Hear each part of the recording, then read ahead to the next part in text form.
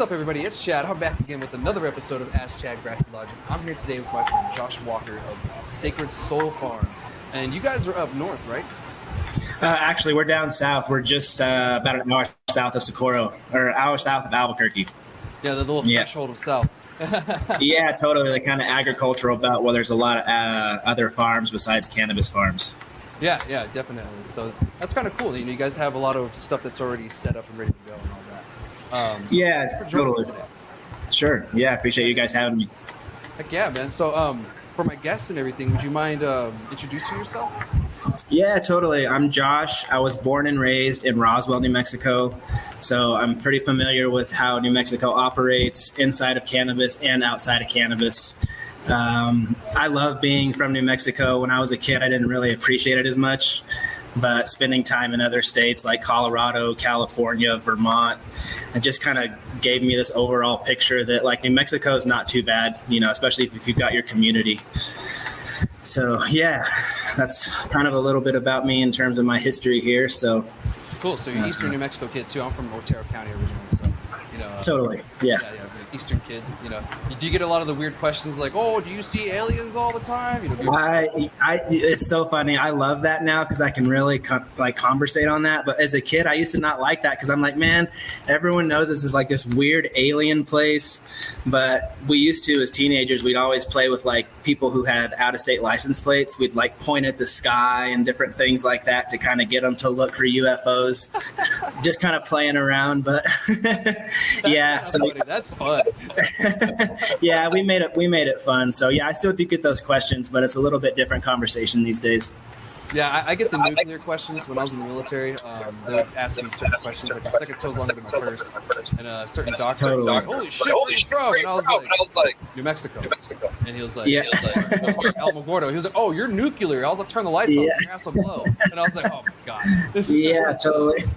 Yeah, we all get it somewhere, I guess, right? Totally. New Mexico is very diverse like that. A lot of interesting history here for sure.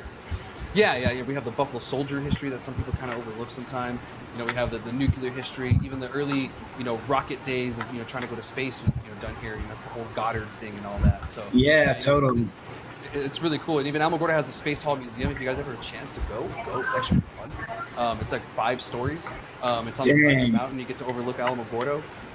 Like every story has like a different kind of thing for space. And, it's really cool. That's pretty sweet. Yeah, that sounds pretty sweet. I like that. Yeah, it's cool. And actually, Ham, the first monkey in space, is actually buries it. So you can leave him. No way. Yeah. That's pretty cool. As well, those smallest IMAX. So there's that on top of it. But I digress. We'll stop talking about my hometown, where we're from. We'll get back on the track and everything. But how long have you been in the cannabis industry yourself? Yeah, totally. So here in New Mexico for 2 years. It took me. I applied in 2021. But with the property that I bought and the pre-1907 water rights, it just took a while with the state engineer to get everything transferred to our name, and so that we could use the water rights commercially for the cannabis farm. Yeah. And so not that we use irrigation water for the plants, but just for the commercial use of it. We actually have a well that we use that's 80 feet deep, and it's a little bit alkaline, but the plants actually love it. It gives it a little bit of like natural salt. So yeah, it works out pretty good. But in terms of like the industry as a whole, I spent some time in California on a second generation cannabis farm out there. Heart Rock Mountain Farm is the name. And that's where I learned to do a lot of my genetic skills, where I learned to collect pollen, pollinate females, collect seeds, and kind of just continue generations of certain strains and or cross, pollinating different strains to create whatever the market's demanding. So yeah, for sure. I've been in it for a little bit. Commercially, I'd say like 4 or 5 years, but growing cannabis, probably 8 to 9 years total. Okay, so you little seasons yourself as well. Yeah, totally. Just started out as like a home grower because I got tired of like buying it from other people I didn't know, and yeah, just kind of a long story. It started in Vermont when we owned a restaurant. It was a farm to table, and we worked with about 70 different farms within a 100-mile radius of the building. and the building was super historical. Lafayette stayed there back in like the 1800s. So the building itself had a lot of history, but I got into the point where I was making connections with the farmers and talking to them about like their seasonal struggles, kind of like what their, how they approached growing, because everyone was doing either produce, dairy, animal husbandry. So there was kind of like a variety of things to learn. And that piqued my interest into growing my own cannabis. And so I just started doing like closet grows from seeds that I would either find and, stuff that I would buy or whatever. But yeah, I just kind of started out like that. And then my passion just really shot after the restaurant closed, and really just kind of pursued the cannabis after that for sure. And yeah, here we are like 4 years later. What took you to Vermont out of all places? Yeah, totally. So my wife was born in New York City, and her mom, she was born in Vermont but grew up in New York. But her mom bought a retirement home back in Vermont. And at the time, we were living in Vail, Colorado, just being ski bums, snowboarding all the time. And so we just decided to go up there and kind of change the pace, change the scenery. And when we got there, we had both had experience in restaurants. So we thought, man, we might as well, we have the investors, we can start our own thing. And we did that, and we really set the bar super high. If I could redo it, I would kind of start slower and work our way up. But we had a super successful restaurant. The food was incredible, everything. But, the COVID thing happened. We had to shut our doors. So just kind of life put us in a different direction. And to be honest, I think I know this is what I'm meant to be doing. People ask me all the time, are you going to start another restaurant? Nah, maybe a food truck down the line if you can incorporate cannabis with it. But other than that, I don't know. Probably just stick with weed, man. I mean, that's great. You found your niche, and you're just going to stick with it. Being totally. good at something doesn't mean it's your niche. Yeah. Totally. I'm breathing, but it doesn't mean it's my niche. Yeah, you're not inventing oxygen for sure. Yeah, exactly. So, yeah, when you find your niche, just go with it. I love growing myself, but I found my niche doing, stuff like this and marketing and stuff like that too. So, totally. I found my niche in different areas as well. So, not just growing, because I've been growing for about 11 years now. Yeah, about 12 years now. So yeah, growing at home and everything. I grow here, in the industry briefly and all that, and then just decided to step away, and then I've been doing this ever since. Totally. So yeah, and it's much appreciated too, because we need that just as much as we need the cultivators and the retailers, and so it's really good to have people who are in their authenticity, just following that path, even through the hard challenges where you're like, should I really be doing this shit? But at the end of the day, usually when you get through that pressure point, there's something that this is why I'm doing this, So I think just kind of following your heart in that sense never leads you in the wrong direction. Yeah, 100%, man. This is where we are sure. today, right? Yeah, 1,000%. So how many people are part of your company? Is it just so it's just me. My wife had our firstborn son in November of last year, so she's been busy raising him. Congrats. So she was my right-hand lady at the time, helping me with everything from transplant, seed starts, maintenance, all that stuff. So we're just a super small family farm, and I just try and really operate based off of quality and just uniqueness with how I'm breeding my cannabis. Yeah, definitely, 100%. And that's interesting. So you do everything on the farm. You do the growing, nutrient mixing, watering, cure, trim, all the whole 9 yards, huh? Yeah, everything with the growing aspect, plus the marketing, plus the BioTrack, plus doing a pop. Don't have time to go anywhere. But yeah, being Socorro too, you're kind of secluded in the events. But Albuquerque's close enough, and they've got enough going on that I can kind of be choosy. Yeah. In that sense, I want to start making my way down to Las Cruces more because, you guys are also neighbors to us. And I'm not so worried about the border thing because I feel like if I go down, I would not have product coming back, which would be my issue. But I know a lot of people are experiencing that, and I don't want the south end of the state to be hindered due to the fact that people are scared to bring product down there at the end of the day. And that's one thing we're trying to battle too down here. It's an issue. And I understand Albuquerque doesn't have the same issue, but at the same time, we need your support. And you understand, both ways, because you're literally like halfway between both areas. So you're stuck in the middle. Yeah, totally. Yeah, the middleman. Yeah. It's unfortunate we're dealing with that. We're trying to go through different routes, legal routes that we have, filing JICs, asking for other filings and stuff like that, internally once you get pulled over or taken in or whatever, you ask for the agents, the case agent star number, et cetera, stuff like that. That seems to be fairly effective too. I think some people are going to try to sue, so we'll see what happens. Yeah. Really, we just need legislative changes or a memorandum of understanding or something sort of like that. Totally. But it sucks we have to deal with it, but it is what it is, and hopefully one day it changes. It's one of the things that's unique about New Mexico and the cannabis industry. Being in California, I was in the industry. Colorado, not so much, but I was around it, talking to growers and stuff. And New Mexico is just different in that aspect that we deal with a border, that's not part of the United States. Yeah. So it'll be interesting to see it. It'll hopefully, I don't know, besides like the Canada border, I don't really know how serious the federal government will take it, but that's something that I look to you guys to inform us, because I'm just trying to focus on growing the medicine to provide to people and not trying to deal with the popo anymore. That's why I did the legal thing, So 100%, are we all, right? Yeah, for sure. So Michigan is actually throwing flag concerns right now with what's going on here in New Mexico, because as you know, part of Michigan, actually pretty much the Border Patrol controls a lot of the state, like here in New Mexico.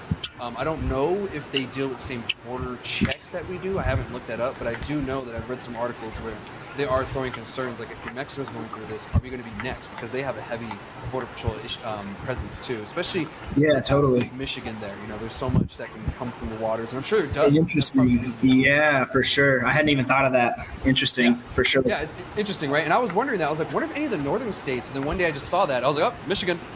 Yeah, totally. It sells in the nation now. They beat California. Yeah, and like even Illinois for 24 just surpassed $1 billion.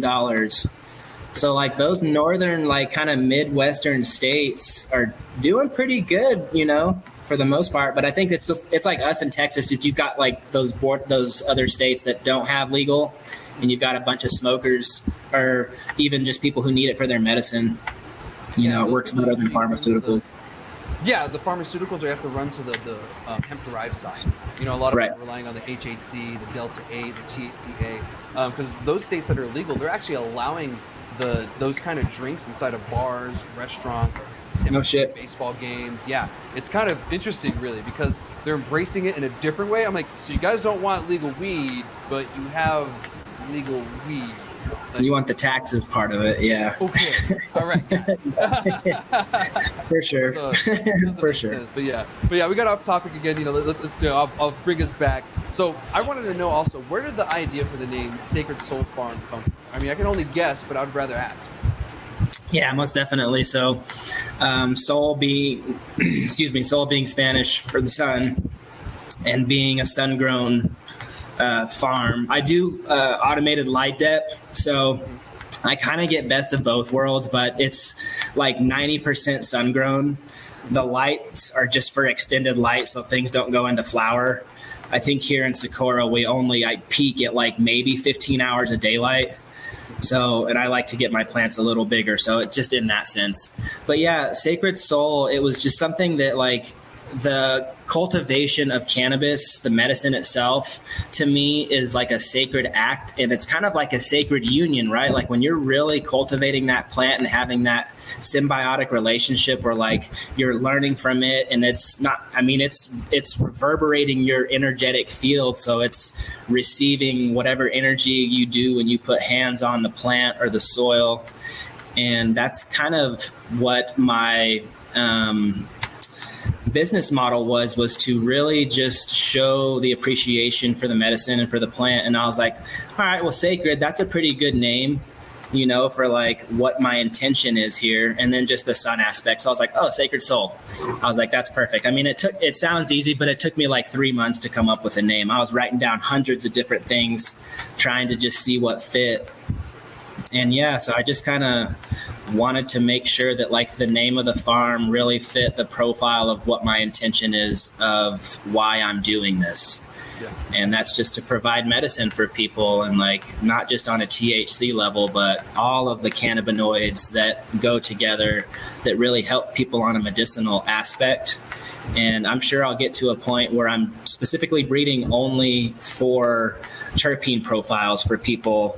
You know, like people might have PTSD from the military, right? Like I think a lot of them might smoke, but it might bring up anxiety that might have the opposite effect.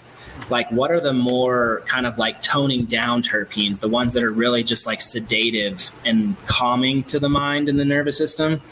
And just kind of doing that, but also playing along with what the industry needs, man, because that shit's always changing and fluctuating. Kind of like on this Libra scale of a balance of what my morals are for growing, but also like the business side, which is just, you know, I have to, there's competitive, there's a lot of variety out there. And what am I bringing to the table that makes me unique? That people are going to be like, why do I want to smoke Sacred Soul Farms product? Or why do I want to collaborate with Sacred Soul in that sense? And so, yeah, that's just kind of the basis of it. Yeah. Yeah.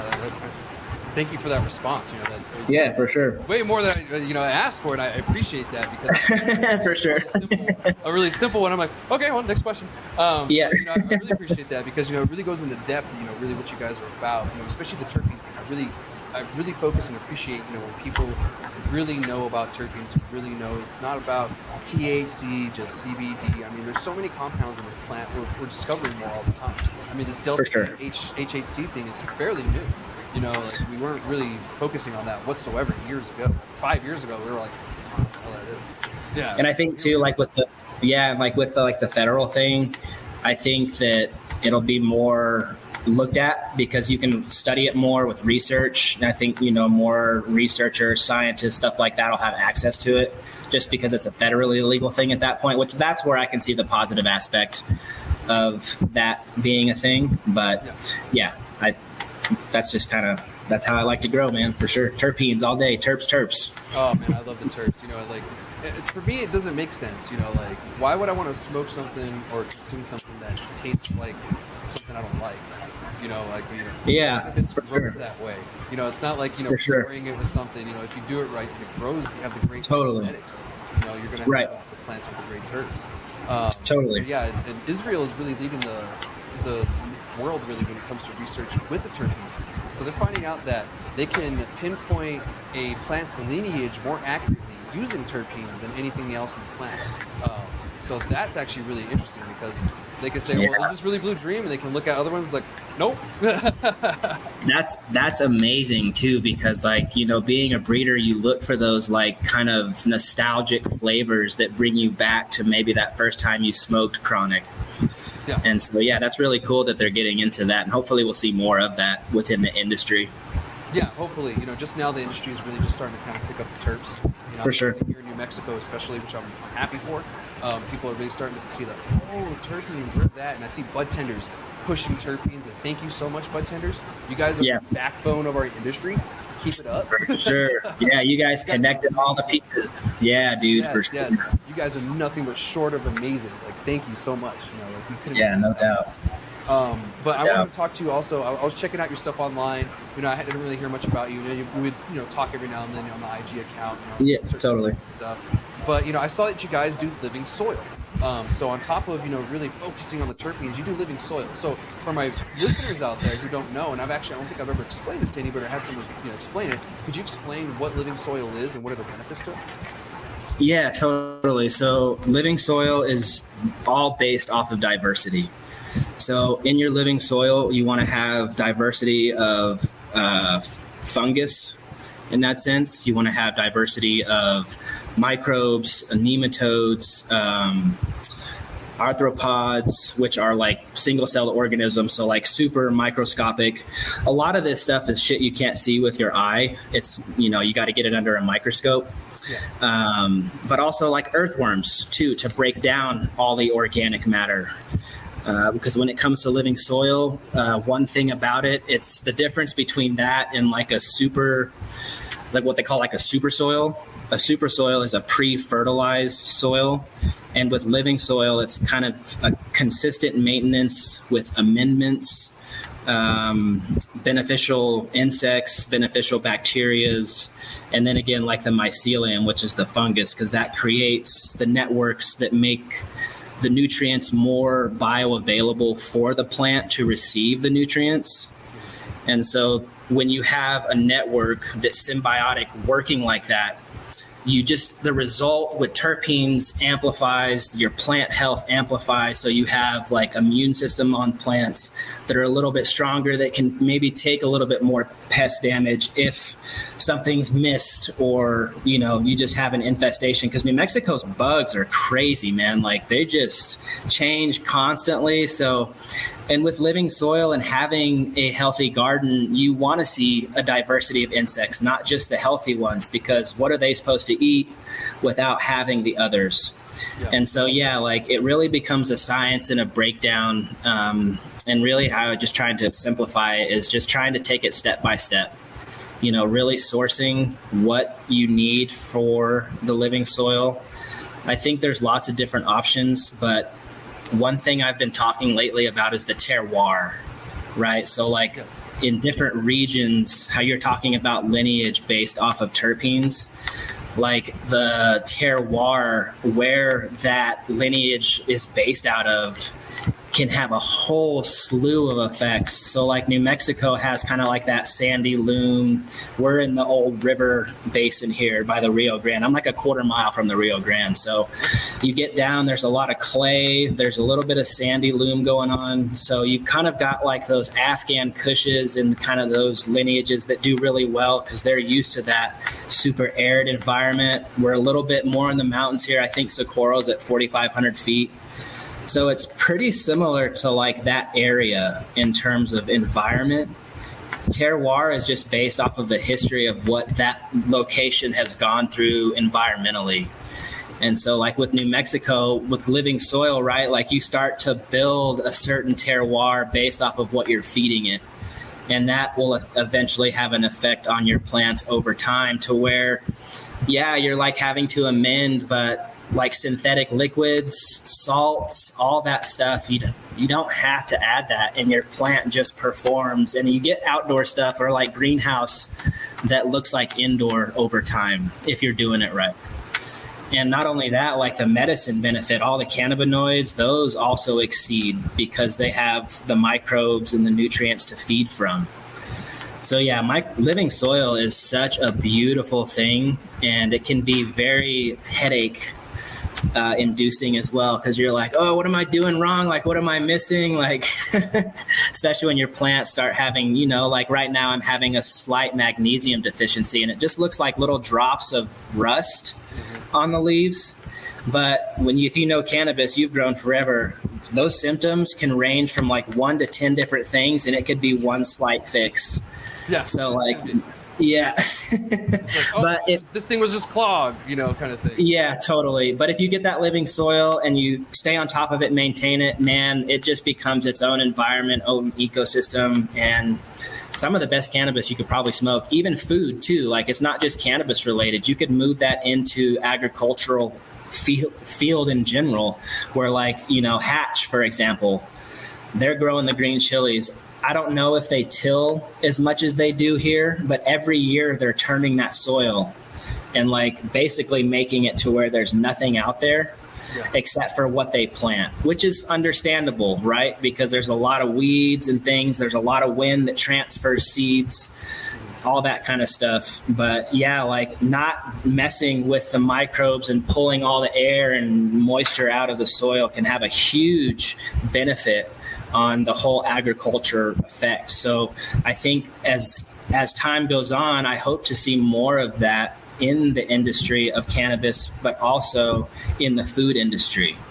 So like with cannabis, you can do it indoor and outdoor. It doesn't have to be outdoor to be living soil. You can have like Carver Family Farm, they do indoor living and they produce, really good cannabis. So, and it's all about how you do it. Each person's going to be different in their result. Yeah, So exactly. You know, at the end of the day, it's really what works for you, especially in your environment, like you said. You know, you're trying to create that symbiotic relationship with all these different, you know, you got the fungi and the mycelium. You have all these little animals in there, you know, running around. yeah, totally. Running around, you know, and it's you're really just trying to mimic the most organic growing environment that you can. Just something just closest to nature as possible. I mean, you're growing outside, so you're already pretty much there. But you know, you're just trying to add more to it and just get the most of it as possible. You know, give that plant exactly what it needs. So yeah, 1,000%. And that's like, that goes into like the regenerative principle. I was going to ask you about that. Please, let's talk on that. Yeah, totally. So that kind of like gets you into that, right? To where with the regenerative principles, you're working with nature rather than against it.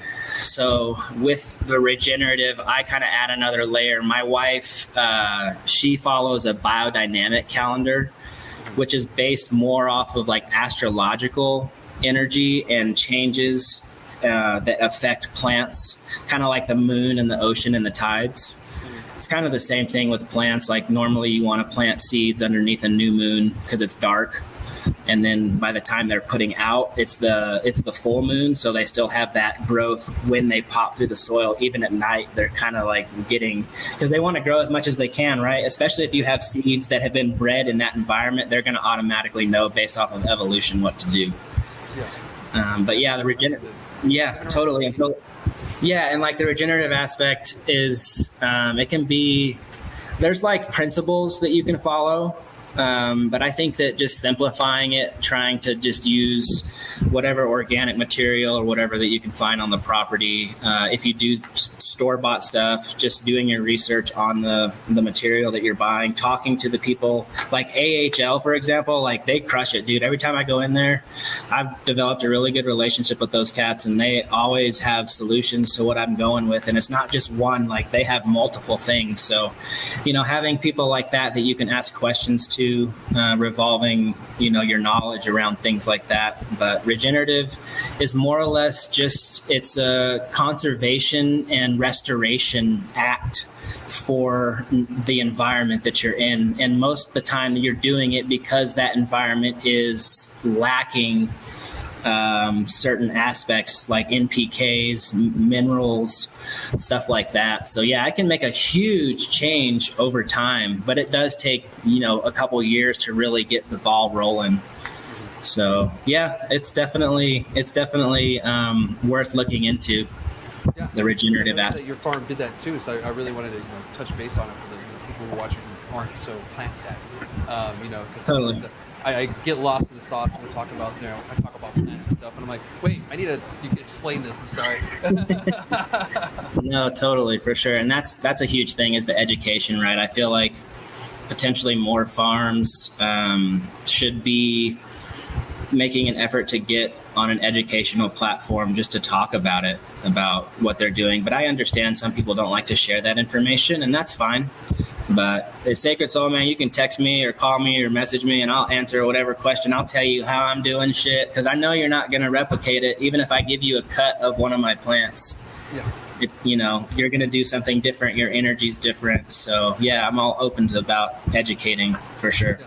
Dope. And you know, like, what's good of having something great and all this information you can't share, you don't share. You know, why go to the grave? Like harboring the same. Yeah. That's how arts are lost.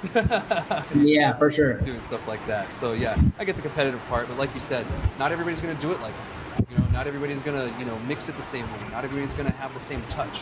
You know. Totally. So just kind of like when you have grandma's cooking. You know, like someone else's grandma probably doesn't cook the same way your grandma does. Yeah, totally, man. You go to your grandma's house for some pozole. You go to the neighbor's house, it's going to be totally different, dude. But it's still going to taste bomb. It's probably going to taste bomb if they're doing it right. You know what I mean? If their ingredients are right, it's probably going to taste right.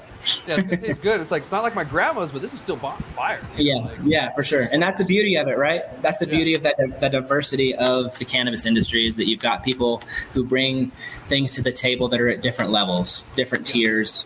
You know, not everybody makes the same amount of money, so not everybody can afford that like top shelf weed, but you get that kind of like, you know, mid shelf or even like the shake stuff, man. Like if you're providing good medicine, that still is going to provide what they need at the end of the day.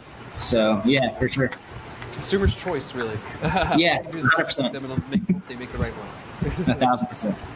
Yeah. So, do you think that regenerative and living soil is going to be kind of more used in the industry more and more? Because I am seeing it indoors a lot more these days than I was years before. I think so, but there's also, it's pretty competitive in terms of like the synthetic lines because they do a good job. You know what I mean? Like the companies like Athena, like I know a lot of growers, even outdoor growers that use their kits and that looks like they have great results. I think it really just it depends on the grower at that point in time, how they want to approach growing. Is it like a fast result? Is it something that they want to take time to learn at the end of the day? But I don't know. I think right now it's kind of halfway, but you're right. There is like this momentum. I see more and more people talk about living soil.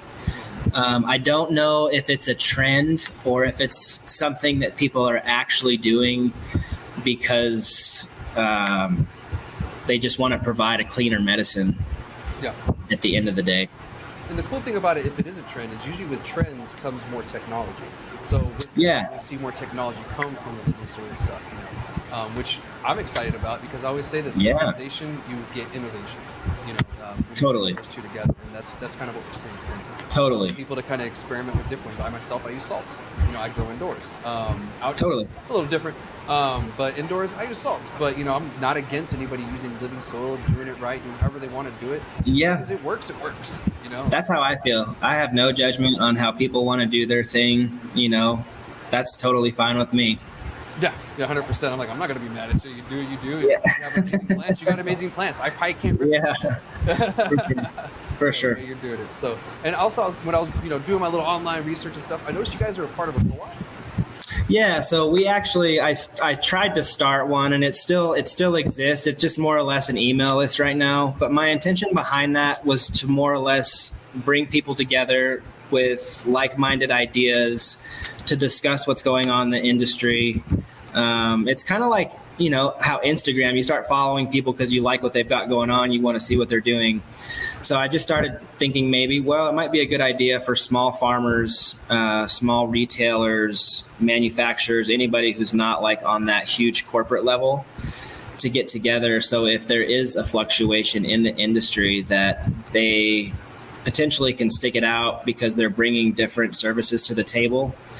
But more or less, it was also just to stay informed because things are constantly changing. And if you've got people in different arms of the industry that can bring that information to you, it just makes the knowledge, it just makes me feel more comfortable knowing that I can just ask people questions about what's going on. And they're just going to be like, yeah, this is it. Like if retail, for example, you got to ask, like, what are the consumers wanting? Are they wanting like fruity profiles, gassy, skunky? Are they wanting high THC and that's it? Are they wanting more rosin? They want pre-rolls. There's lots of different avenues. So yeah, just trying to figure all that out. Yeah, it is. And like I preach, terpenes all day, but at the end of the day, the consumers right now want THC. Really, that's all they know. For sure. It's not their fault. It's just what they know. Some consumers don't care. I just want high THC. It's like, whatever, you know what you want. 1,000%, man, for sure. And you can't blame them for that. And as a breeder, that's kind of like where I'm like, all right, cool. Like I know there's other breeders that are making those 28 to 32 or 34% flowers. I could bring that in, cross it to one of my older lineages and just see if we can get that nostalgic taste and flavor profile, but with the high THC percentage. Because then you're like, bam, bam, both worlds. I'm getting like how I like to grow things, but also the consumer, what they want. So it's like, yeah. And that can change year to year, really. So yeah, I like the challenge. It's something that has kept me interested in cannabis for so long because you meet so many unique people. There are a lot of like negative stories in the industry, but at the end of the day, there's a lot of positive ones too. And it's just kind of like with everything, there's a balance. Yeah, that's how it goes. It's like everything, like living soil. Yeah, yeah, 1,000%. So, do you have any plans yourself to have like a retail location spot anywhere? Probably not in the near future, just being that it's just me. If I were to partner with somebody, that could potentially be an option. You know, if somebody wanted to open a retail and I could just provide them with exclusive flower or rosin or seeds or clones or whatever the demand was to be. But right now, my operation, I don't even think I could be able to provide for a single retail. And so, yeah, right now I'm just doing the micro. I've got the 200 plant count. Just really trying to focus on the uniqueness of my strains that I've been breeding out and just kind of seeing how that flows in the industry. It's, I'm trying to remember what your question was. No worries. We're talking about the THC thing. We kind of got off on something else in the conversation anyway. It was about your retail, doing retail. Oh yeah, for sure. Yeah, not so much retail, but just more focused on production. Yeah, I mean, it makes sense. I figured I'd ask. So with that being said, you know, is your product located anywhere right now? Not at the moment, but it will be this fall. I've just started doing harvest now, so I'll start getting everything into manufacturing for pre-rolls. I'm actually going to be working on doing some temple ball hash. Okay. I know that hash is not like a huge thing right now, but it's one of those kind of like old school methods of smoking. It's a really cultural, ancient way of consuming cannabis. Yeah. And to me, that's really like the point in between where you have the plant and rosin, where the rosin is being processed by heat and the hash has just been processed by ice water. Yeah. In that sense. So it's kind of like one step less processed, if you will. Not that rosin isn't freaking incredible, because it is. But hash. Spicy. Yeah, totally. And I feel like hash could maybe be that kind of middle in between, because you still get flavor profile, you still get really high effects from it. And maybe doing like some actual hash worm infused pre-rolls. And like maybe doing the temple ball. So doing stuff like that. And then at the end of the year, I plan on doing some specialized 8 farmer cut jars. Okay. So yeah, those will be like specific phenos that I've hunted and picked out. And so yeah, those should be like the top tier, if you will, of what my farm is producing at the moment. Nice. Well, I can't wait to see where, you know, your flower. Yeah. Hopefully you bring it down south. Definitely. Yeah, for sure. I will definitely be making my way down there for sure. Yeah. And if you ever need someone to go with you want to check out some spots, I can give you some suggestions. Yeah, man. Let's definitely make it a thing. I'd love to come down there, maybe hit up some food spots, go to dispensaries. Yeah. For sure. Just talk to some folks. Sure, I'll be around. For sure, man. For sure. I'll hit you up later this year, for sure. Heck yeah, man. So, with all that being said, too, I wanted to ask you this earlier, since you do love, you know, growing. What's your favorite cultivar you're growing right now? Yeah, for sure. So I have a 3 that I'm really enjoying, and one is Wookie Tangy. That one is Wookie Cookies crossed with Tangy OG. There's a couple phenos in there. One of them smells like rancid fruit, and then the other one has more of like a sweet tone to it, but it also kind of has like an iron, rotten meat smell going on. So it could be very like off-putting to some people because it's so potent in smell. Yeah. But that's just kind of what I go for. But then also there's another one I've been working on. It's called Caffeine, and that is a cross between Coffee F5 and Sour Biofog. Sour Biofog is sour Afghan diesel crossed with Fruit of the Gods. And so that one has kind of almost a hint of everything. It's got some gas, some fruit, a little bit of earth, and more pinene than any like limonene. So it's got more of like that pine scent to it. More like pine. And then yeah, for sure, but not as acidic, because that kind of sweet takes over before you get to that acid thing going on. Yeah, it's super complex for sure. Yeah. And I'm excited to try some of these terps. I mean, you're telling me my mouth. Yeah, totally. And yeah, for sure. And I've the other one that I've been working on is Cowboy Coffee. Okay. And that one is a cross between Coffee F5 and Lemon Hammer, which is 9-pound hammer crossed with lemon tree. Oh, so yeah, hammer, nice draw. Yeah, for sure. So that one hits for sure. That's the one that I'm going to potentially be using for my washer for my rosin when I did the jar test, it looked pretty good. And I had Couch Lock come out and do a little feel test on the plants just to see if they were more greasy or if they had kind of like that sand granular feel to it.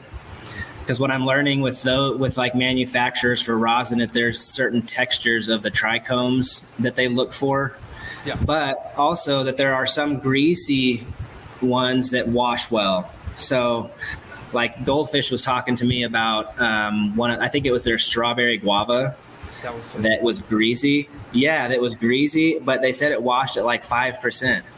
Yeah, so like crazy. Yeah, you know. Bad or good?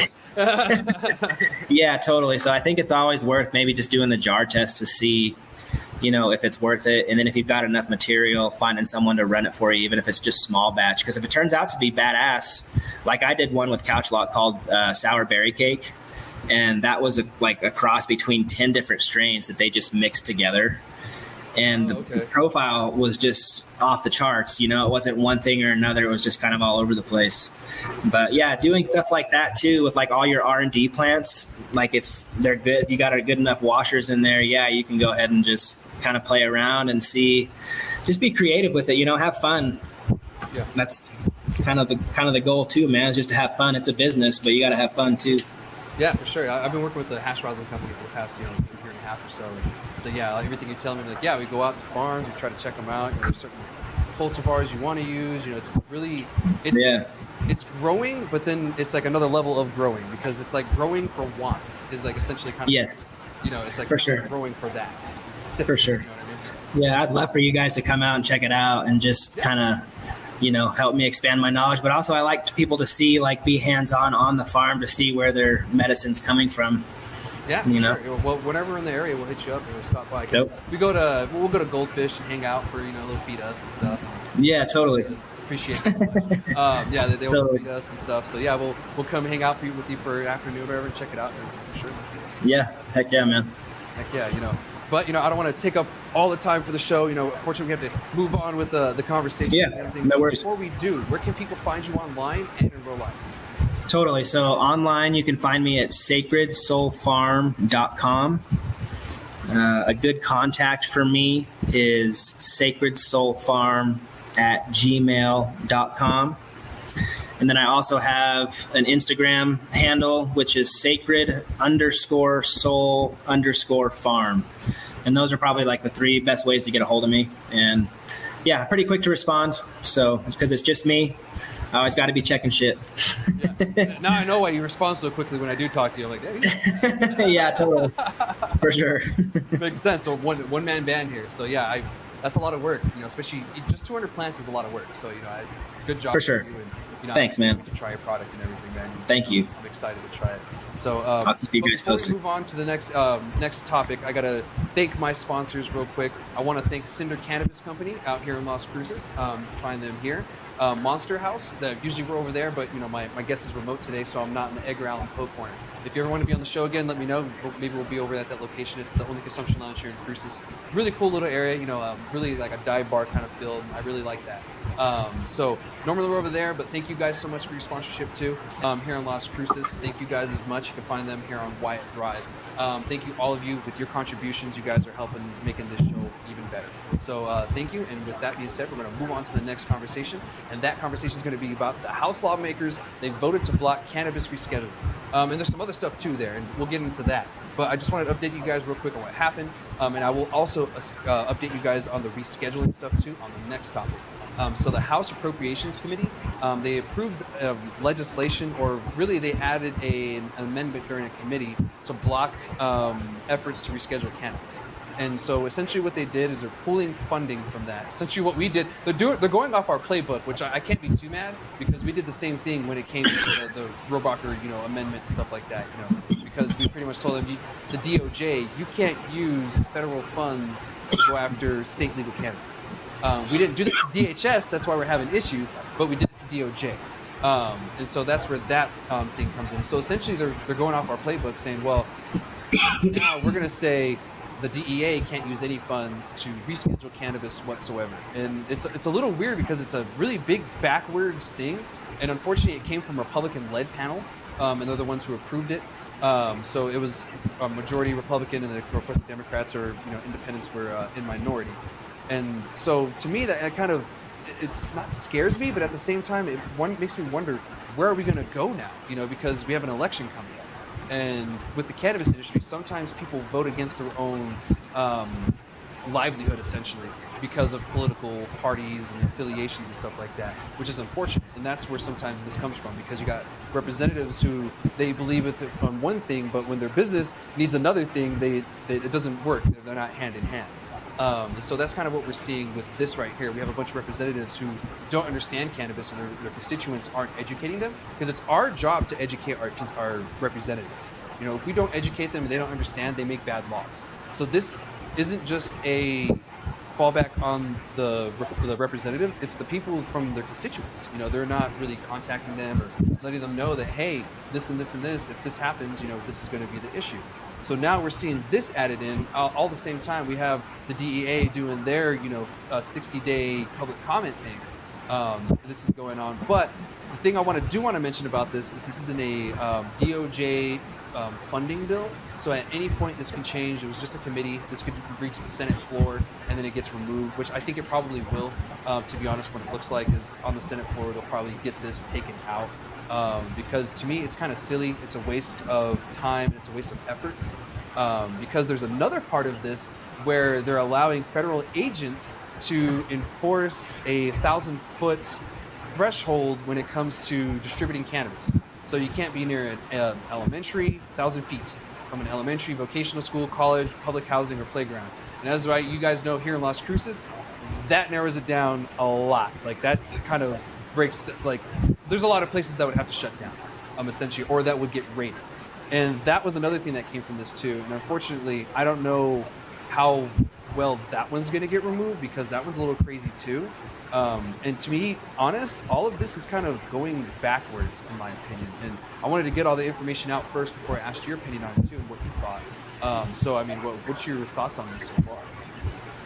Yeah, it's really interesting. As I was saying earlier, there's so many factors that roll into it.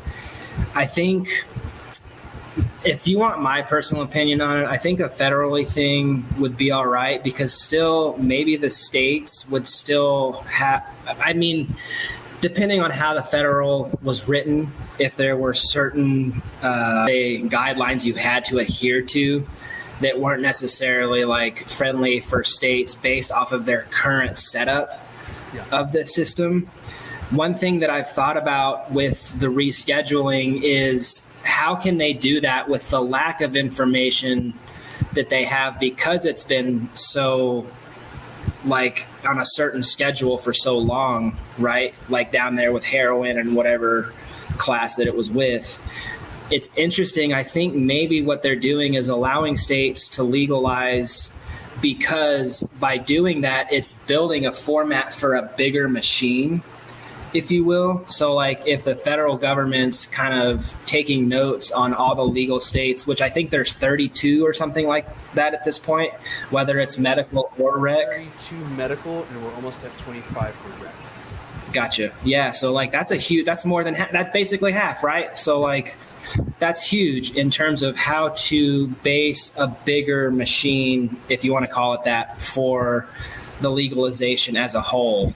I think the international level is a whole nother conversation to the legalization of federal, because then you've got can you ship stuff from New Mexico to, Spain, or, you know what I mean? Clones or whatever it may be. There are benefits to it, but I don't know enough information. It's still not enough that I know about to feel comfortable one way or the other. I'm just kind of in the neutral, just kind of hoping to get information, but also hoping to give information where I can to help build that. Yeah, 1,000%, man, for sure. Woo woo. Yeah, that's where I come in. I help you with guys with all that information and try to break this down Barney style and understand. That's kind of one of the things I do. Both of my parents were teachers, from them sometimes on how to educate, because I don't know everything on education. They went to school for it, not me. Yeah. Yeah, totally. So, but yeah, I kind of feel that these these amendments that were put in the committee, I do feel that they're sending us backwards.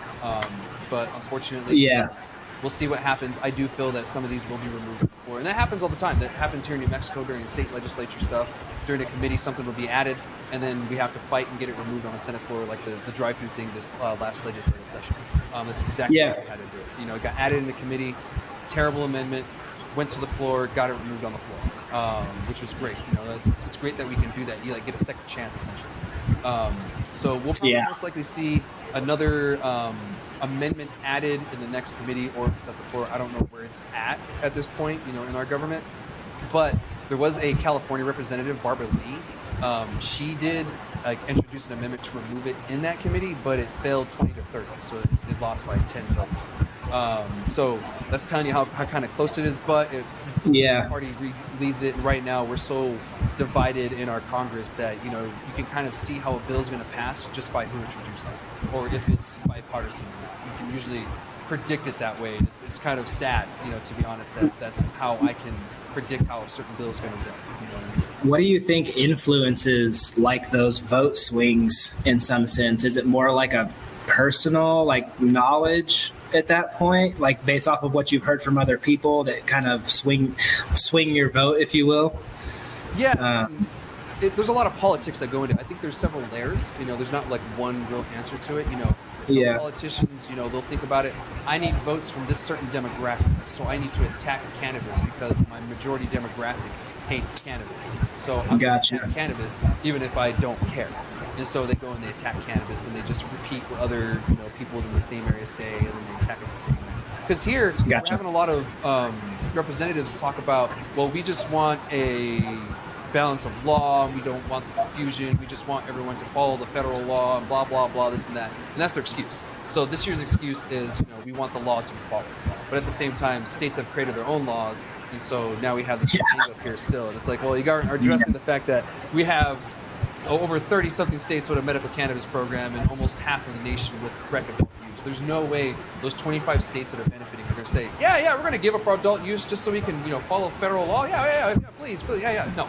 There's no way, in my opinion, the states are going to allow that. Like, they're just going to keep moving on. Just kind of like how Schedule 3, because right now, and I was wrong about this, guys, we actually have two industries right now. We have the 280 industry, and we have the hemp industry. But with Schedule 3 industry, we'll end up with 3 industries, because once it goes Schedule 3, all the other activities will be those activities. So Schedule 1 activity will still be Schedule 1 activity, which is adult use. Medical cannabis, however, will be Schedule 3. And then, of course, hemp will be the hemp bill. You know, that's I see where the confusion and what they're talking about, but the solution isn't the right solution, because we already have all these states that are making billions of dollars for the federal government. We're all paying federal taxes still. Right. You know, we don't get deductions, you know, so the federal government is making a lot of money off of us. And to be honest, I can see some politicians also saying, well, we are getting this amount of money from the 280E. We don't want that money to go away. We're going to fight legalization as much as we can, so that way we can keep raking in all this money. You know, we don't care that we just want the money.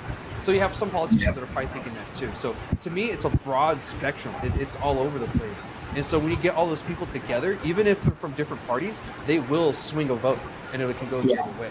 And for sure. That's kind of what we see in the cannabis world. And to be honest, it's like I said, we are educating our representatives enough. And once we educate our representatives more, I think they can make better policy changes when it comes to legislation.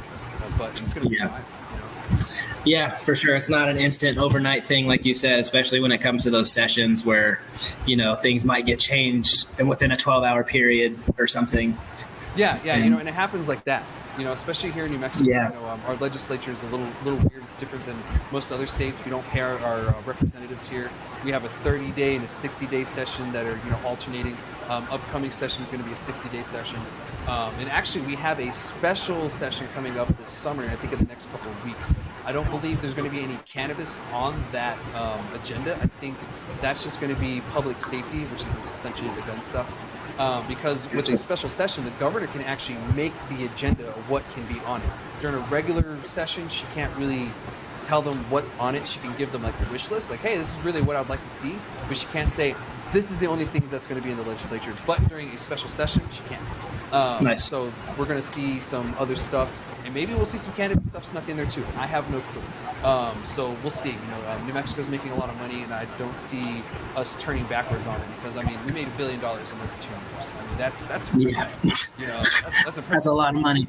Yeah, that's a lot of money for 2 million people, Yeah, for real. Yeah. 2.2 million people in a bunch of Texans. Yeah, 1,000% for sure. Yeah. But there's a lot of smokers in New Mexico for sure, man. That's what I was saying earlier about the different levels. It's just nice to have that. Yeah, it is. It's really nice that we have this community already. And I remember even growing up, New Mexico had a niche cannabis little community, that was really small. And back in the days, of course, we had to all be freaking quiet, walk 5 miles to smoke a joint in the forest, kind of thing, So it's kind of been there, but now it's really flourishing, and I love it. We were all really able to get out there and get the industry going. So, but that's really all I had for the update for this. It was just really shocking to see that they're attacking it from that side, but also touche because we played the same playbook. So it just essentially comes from the cannabis playbook is what they're doing. Maybe they'll counter it. I know our representative Gabe Vasquez from here in New Mexico, he did introduce an amendment during a committee to block Department of Homeland Security from using funds in the same manner when it comes to state legal cannabis, which would apply to every state, not just New Mexico. But I don't think that amendment made it into the spending bill. So unfortunately, I don't think it made it. I will look that up because I was kind of curious about it when I was writing this guide. And I was like, you know what? I need to look that up. So I'll look it up later and I'll let you guys know maybe next week or maybe on the store. It's wild to me that they would deny it, like you said, because in a sense the state's losing money, are they not? No, the state. So we've lost, I think it was $500,000 in taxes so far. That's what I'm saying. So what are they protecting themselves from? No, sorry, $100,000 in taxes. We've lost $500,000 in products. So yeah, $100,000 in taxes. That's a lot. Yeah, totally. I mean, yeah, for sure. I see what you're saying. It's kind of ass backwards. yeah, it is. It's ass backwards. It's like what's going on here? We're making you guys money. I'm sorry we're not a defense company making bombs, but yeah, we're making bomb weed. Well, hey, you can come to Socorro. They make bombs over at the school over there. Maybe you can show us how to make bombs. Yeah, totally. A lot of engineers over there, Yeah, totally. So, but that's all I had for that, guys. I really wanted to update you on it, keep you in the know what's going on with this, because this is actually really important. If you want, always, contact your representatives, state and federal, whenever it comes to something like this. Let them know what you want. They're working for you, so tell your representative what. And if they don't want what you want, vote for someone else next time. That's the way our system works. So, and good luck this November on voting. Please don't vote against your best interest. It's the best advice I can give the industry. Put your feelings aside and think about your pocketbook and your well-being and your family. And vote with your best interest. That's the best advice I can give. So, with that being said, we're going to move over and we're going to talk to something similar, but kind of on a different topic, the rescheduling update. I know I talked about this, a couple of times throughout the show about rescheduling, but this is the update. As you guys know, right now we're in a 60-day period of public comment where we can make a public comment to the DEA, or you can request a public comment time from the DEA, which I think has happened, but it's up to the DEA if they want to do that or not. And I'll explain that here in a little bit. You have 1 week left. Actually, when this airs, I think you're going to have 4 days left. So on July 22nd is when the public comment stops. So if you have a major public comment, please make it. Over 30,000 people have made comments, which is amazing, to be honest. That's a small city. That's a small city worth. That's Alamogordo size worth of a city making public comments, and that's great. Let's get to 50,000. Let's try to get to 50,000 in 4 days. I know that's a high number, but I'd really like to see that. That's great that so many of us had taken the time to do that too. I did my public comment, I think, last week. I really took time to think and really what I wanted to say and how to articulate it. In the end, I'm not sure if I really did do that, but we'll see. We'll see what the DEA does. It's really up to them. And I really wanted to tell you guys what happens after this 60-day period that's going to be ending. So by the time I have another show, this period would have ended, and we're going to be going on to another period. So what's going to happen now is the CSA requires that the changes to a drug scheduling be made through a formal rulemaking on the record opportunity for a hearing. So we already heard about that and that whole process. But the only thing about it is they're not required to give us that hearing. So it's up to them. And then they also have to, I think, appoint a presiding judge for that hearing as well. And so it's not like a regular like Senate hearing. It's a different kind of hearing because it's DEA and you're dealing with some other stuff. So they have their own process. And, I won't go too deep into it. Let's keep it boring style. But yeah, the next step would be after that, they would say, okay, are we going to do a public, comment, yes or no? They do it or they don't. Then they're going to have to go through 30,000 public comments, and that's going to take a while. So then we're going to go through that. And after that's done, after all the public comments are done and all that stuff. Oh, and actually, before I move on to the next thing, guys, when you do your public comments, please, and I know these places do it out of the kindness of their heart, those copy and paste things from normal. Please don't put those in the thing, because a lot of the times representatives delete those once they realize it's copy and paste. If you're going to copy and paste, at least put a sentence or a paragraph that's your own wording so they at least read it. If not, it gets tossed out and nothing gets done. Yeah, a little bit of advice that I got from a senator this last year. So I try to share it with everyone else because that's actually really good advice, because he told me he tosses that stuff right out. Yeah, totally. So, but yeah, after the comments and all that, it's going to take DEA to send it off to a OMB review. So there's going to be another agency, they're going to review it, and then it's going to come to a final rule before it's published to the federal registry, because it requires a I forgot what that review, and they have to submit it to Congress. So after this is all said and done, after the OMB is done, it goes to the ORA, then it goes to Congress, and then there's another 60-day review period that is happening, and we have to wait another 60 days. So to let you guys know, we're a long ways away from this being done. It's probably, I'm thinking, 2 years from the start to finish. So we're about another year and a half out from this being completed. So we'll see what happens, because there's a lot of steps and a lot of time waiting for public comment and stuff like that, which is great. That's what you want. You always want to, give your public comment when they give you the chance, because, you're dealing with government.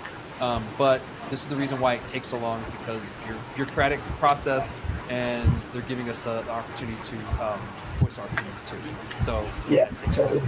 So I just wanted to update you all on all of that. Do you have anything to kind of share that you heard on that or whatever? I know I kind of went down with it. I just wanted kind of to give everybody an overview of it. Yeah, no. Sounds good. I think I haven't been able to make the sessions because they're up in Santa Fe, aren't they? No, this is federal. So this is down in DC. Oh, no way. Yeah. Okay, gotcha. DEA. Yeah, this is DEA. Oh, wow. Okay. So yeah. So the DEA is in the federal review for the rescheduling for cannabis from one to Gotcha. And this okay. is the update for the process for it. Yeah. Gotcha. Yeah. Where do you make the comments? Is there a website? I'm going to be leaving that. Thank you for asking that, by the way. I'm going to be leaving that link in my description. So all of you watching, if you want to make your public comment after watching the show, that link will be down in the description, and you guys can just click, make your public comment. I think you can mail it in too. I'm pretty sure you can. With the government, you can call, email, write, show up in person kind of situation. So I'm pretty sure you can mail it in. It's a lot faster if you want to write it. However, one thing that I did notice is there's a lot of people that would type it, because you are limited on how many words you can put in there. So if you want, put it in a Word document or in a doc and upload it to that, and you can have it pretty much as long as you want. And of course, they have to read it. So just make sure you're not just copying and pasting a bunch of things that people already did too. So yeah, thank you for bringing that up, because I will leave the link for that. Word. Yeah, 100%. Well, do you have anything else? Regarding that, I don't believe so. Yeah. That's all I have too on it, for that conversation as well. I just wanted to update everybody and let them know and keep everybody in the know on this, because this is important. This affects all of us. This is federal. Yeah, 1,000%. Yeah. It comes down to the home grow type thing. So yeah, it can make a huge difference on everybody. So yeah. 100%. Yeah, that's why I always fought for home grow. I tell people, having legalization without home grows is just like having it illegal with perks. Perks. It's prohibition with perks is what it is. And I say that all the time, and it's true, because if you don't have the ability to grow the plant too, it's what's the point? Why you make that? Yeah, totally. It's kind of like you're controlling at that point, like where they get their medicine. Yeah, I can who's grow in my garage. I can grow. Yeah, totally. It's all Yeah, for sure. So is this. So, yeah. But anyway, that's all I have for this week. Thank you so much for joining me. It was great to have you on, Josh. I look forward to trying your flower and your products. Like I said, look out for it this fall, everybody. For sure. New farms. Like I said, our micro cannabis producers in New Mexico are just killing it, and I hope you continue to kill it. Thanks, I'm curious to see where this living soil stuff goes, in the future with the industry as well. And I look forward to working with you. Maybe we'll stop by in Socorro and see what's up one day. Yeah, please do, man. I appreciate you guys having me on. Anybody has any questions, feel free to reach out anytime. Heck yeah, man. And one more time, I want to thank my sponsors, Cinder Cannabis Company here in Cruces, Monster House, check out the Consumption Lounge, and Turquoise Bloom. Thank you all so much for your contributions. Make sure you guys go check them out here in Las Cruces, or if you're from out of town, come in and check them out. All right, guys, I'm going to see you next week. Thank you again to Josh, and Josh, a.k.a. Sacred Soul Farm. Thank you so much for joining me today, and I'll see you guys next week. Later.